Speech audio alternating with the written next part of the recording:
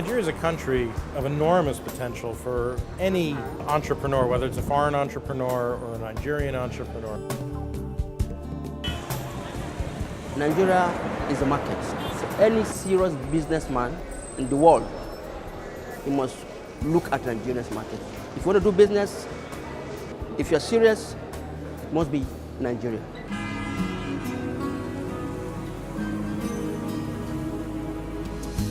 In October 2012, the United States Agency for International Development launched the project called the Nigeria Expanded Trade and Transport Project. We call it NEXT for short.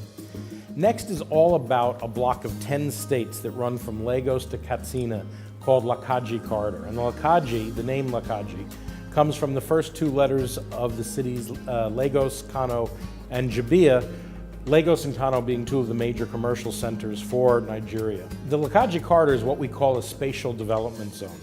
And a spatial development zone is a part of land that's contiguous where we look for economic growth by building off of it. It not only benefits the residents of that zone itself, but actually winds up benefiting all of Nigeria when you do something like this. Now, anytime you're working in a spatial development zone, you're really looking at three different factors. One is the policies, another is the infrastructure, and a third is the investment that takes place. And NEXT was pretty much designed to tackle all three of those.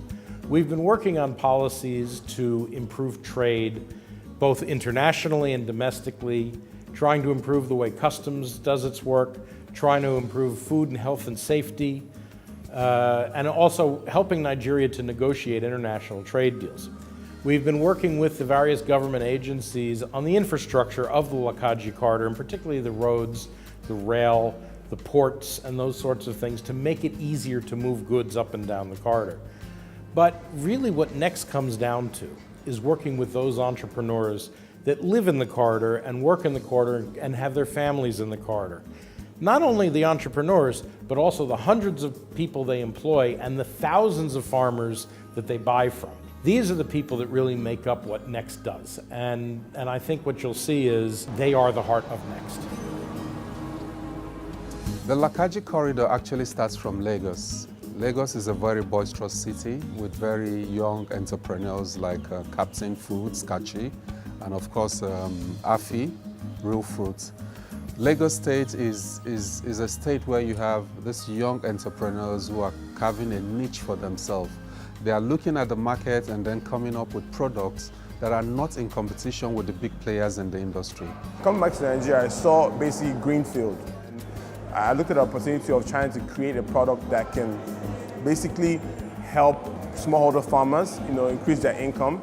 That's why we went into food, and we work with smallholder farmers. So we basically take their produce and we process it.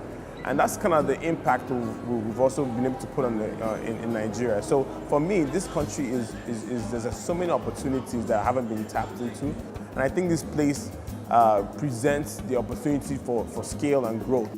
Well, that's our dried mango product. One of the things that it seems attractive about the country and doing business in Nigeria is the market, for sure. I mean, for the right kind of product, if there's a product market, the population that can buy that product is big, And I think one other thing is that there's this emerging consumer market and, consumer-driven market, which is great for companies like ours who are doing food products and selling to a middle class and upper class that want to try new things and, are consumers, as it were. So I think that consumer market for food products and processed food products is really opening up, and that's an advantage, of doing business here.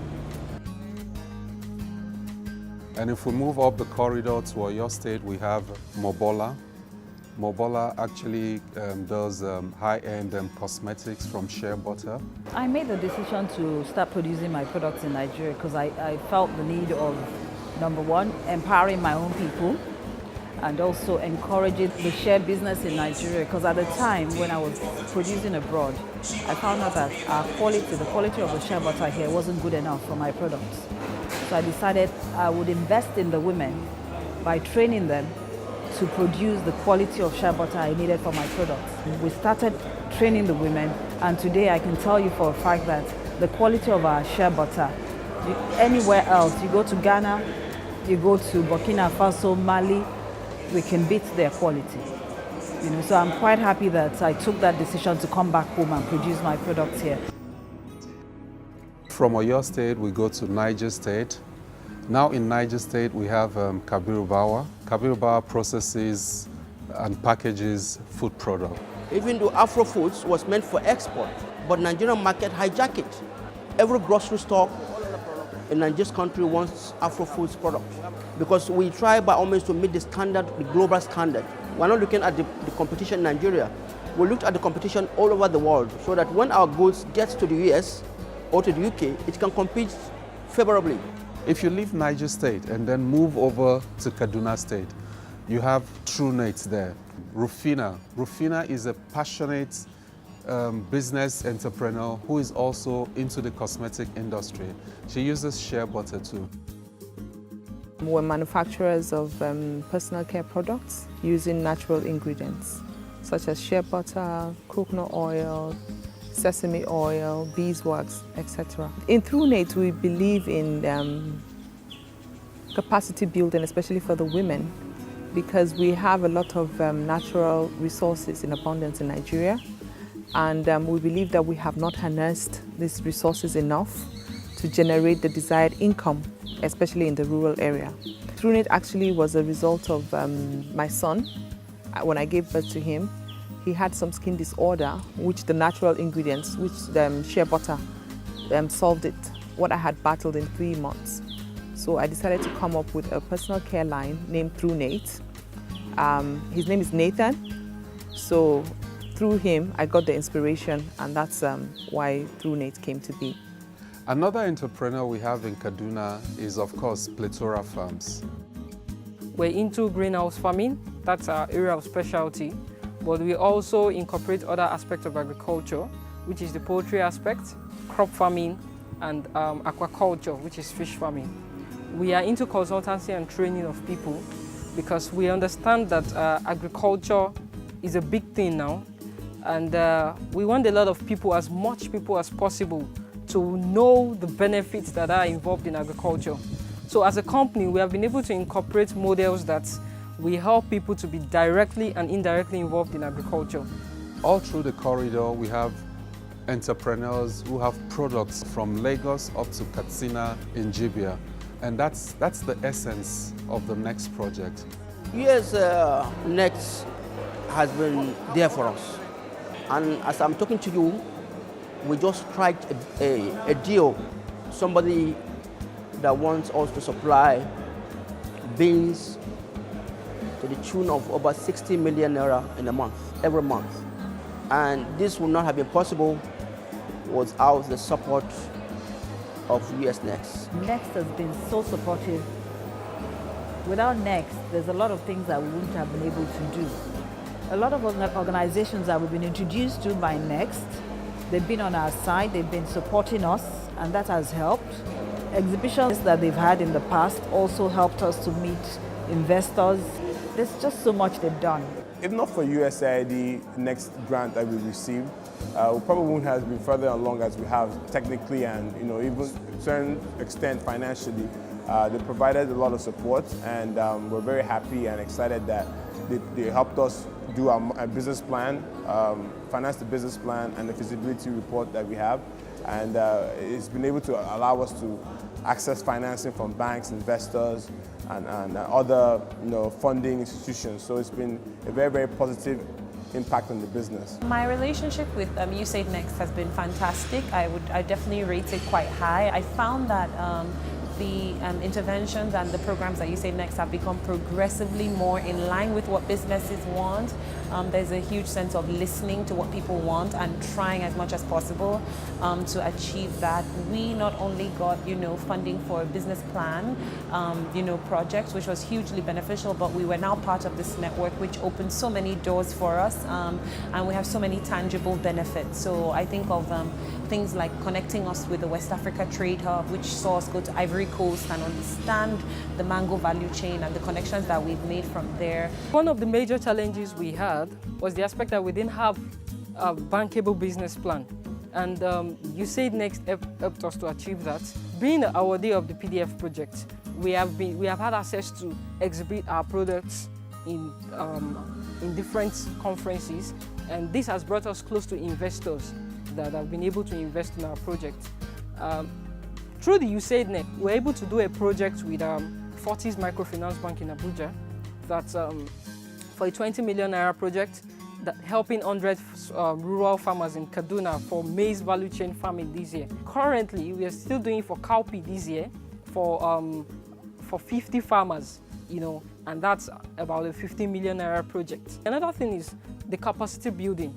I think we've attended 2 trainings organized by USAID NEXTT that has helped us to improve our processes, our strategy, marketing and other things. It's all thanks to USAID NEXTT. When we started, I didn't have project management. I didn't have mentoring. And USAID came, they helped mentor me. They helped to develop a bankable business plan that I could use home and abroad. During one of the forums, I was able to meet with the Palladium Group, who are willing to invest, hopefully, $1 million into the business. Especially, they are impact investors. They want to see the lives of people touched, especially the women and the youths in the rural area. The lives of over 100 to 200,000 youths and women will be impacted, and we're really, really very excited about that. The employees of NEXTT are a remarkable group of individuals who have different skills that are adding value to each one of these businesses. Make no mistake, the actual success of these businesses is going to come from the hard work of the entrepreneurs themselves. But the team that makes up NEXTT are plugging in little bits and pieces that are absent from these businesses.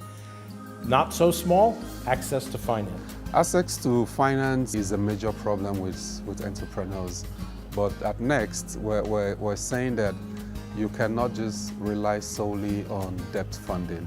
Your businesses can access equity funding, it can access impact funding, venture capitalists, and all of that. So we give them the opportunity to be able to restructure their businesses to give them access to those funding opportunities. NEXTT has helped companies export over $80 million of goods over the last 5 years around the world, to West Africa, to the United States, to the UK.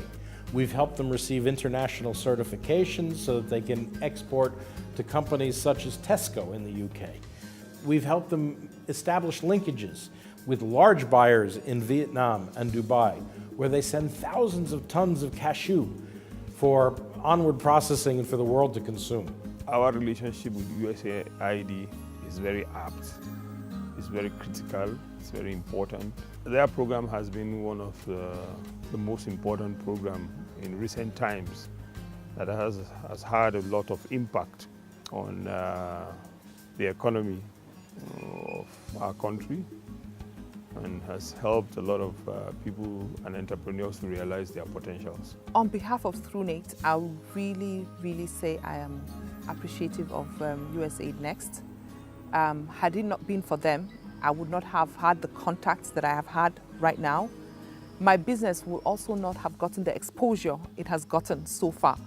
I'm really thankful for them, and I'm hopeful that this project will continue in some other form, to assist other people, and also ThruNate, in achieving its true potentials. Thankful, very, very thankful. The relationships that we have cultivated through USAID NEXTT is priceless. It's the most important thing. And I want to particularly thank Mark Sheeman and Samson Amos for their support, because they didn't treat us like a client. They didn't just treat us like client or customer. They treated us like family, and it's priceless for us. The whole Plethora team is saying thank you to them. We appreciate it. This is now a particularly bittersweet time for NEXTT. We've now completed 4 years and 11 months of a 5-year project, and you never really want to end. You want to keep going. 10 to 15 years from now, we can take stock of what we've accomplished. We can look at some of these companies that are employing thousands of women to pick shea. We can look at some of these companies that will be exporting their goods, once only sold in Nigeria, all over the world, will become household names. We'll look at people who are young and energetic, and we'll look at how their families have grown. We'll look at how their employees have grown. And we'll feel a sense of pride for something like that. But there's no end to this. This is going to keep going, and there's always going to be a new entrepreneur with a new idea and a new hope and a new optimism. We see that these entrepreneurs that we've worked with so closely over the past 5 years will serve as role models for these new young entrepreneurs. And they'll also go down the same path and impact lives and impact families and impact Nigeria as a whole. And we're happy to have been able to support these types of things.